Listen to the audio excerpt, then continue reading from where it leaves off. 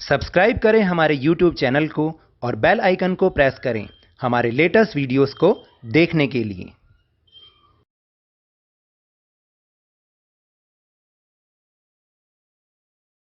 Hello and welcome to Lovneesh sir की class. आज की ये शिक्षा निदेशालय राष्ट्रीय राजधानी क्षेत्र दिल्ली की वर्कशीट नंबर 11 जो कि कक्षा 10वीं के विद्यार्थियों के लिए है।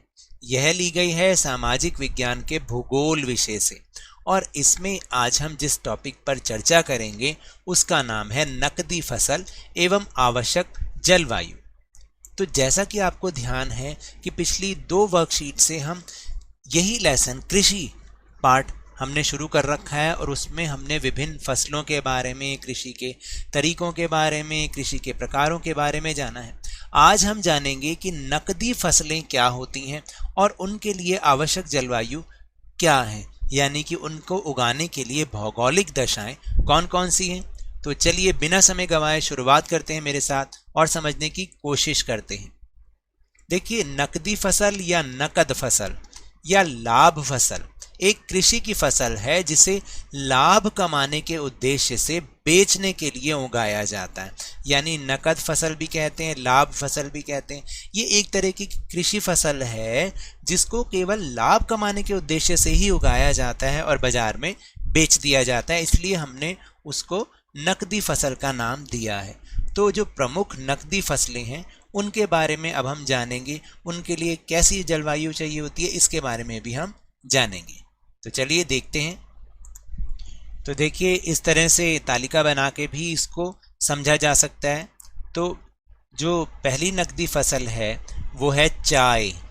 चाय को पूरी तरीके से बेचने के उद्देश्य से ही, लाभ कमाने के उद्देश्य से ही उगाया जाता है। तो चाय के लिए जो आवश्यक जलवायु है वो क्या है कि चाय की झाड़ियों को साल भर गर्म और नम, पाले से मुक्त जलवायु की आवश्यकता होती है, यानी कि साल भर इसे उच्च वर्षा की आवश्यकता है और गर्म तथा नम जलवायु चाहिए।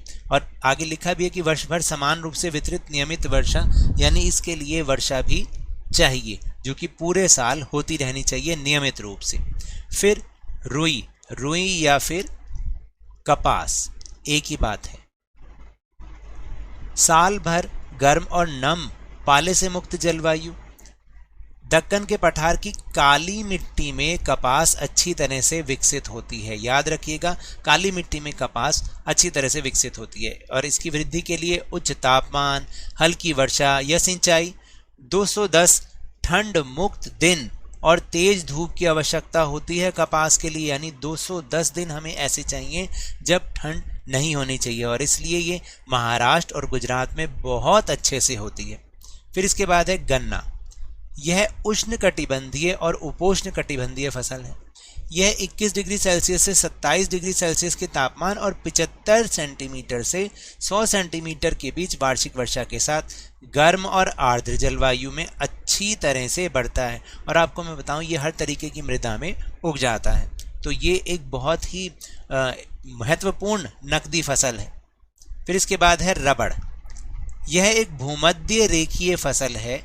भूमध्य रेखीय का मतलब यानी जो भूमध्य रेखा के आसपास के क्षेत्र हैं वहीं की ये फसल है, लेकिन विशेष परिस्थितियों में इसे उष्णकटिबंधीय और उपोष्ण कटिबंधीय क्षेत्रों में भी उगाया जाता है। 200 सेंटीमीटर से अधिक वर्षा के साथ इसके लिए नम और आर्द्र जलवायु की आवश्यकता होती है और तापमान 25 डिग्री सेल्सियस से ऊपर चाहिए, यानी कि 200 सेंटीमीटर से अधिक वर्षा इसके लिए चाहिए और नम और आर्द्र जलवायु की इसके लिए आवश्यकता है। तो अब आपने देखा कि कौन कौन सी नकदी फसलें हैं और उनके लिए किस तरीके की जलवायु की आवश्यकता है। चलिए अब हम चलते हैं अपने प्रश्नोत्तर की ओर। पहला प्रश्न है कि उस नकदी फसल का नाम बताइए जिसे वर्ष भर उच्च वर्षा की आवश्यकता होती है, यानी साल भर समान रूप से उच्च वर्षा या नियमित रूप से नियमित वर्षा चाहिए उसको। तो उस फसल का नाम है चाय।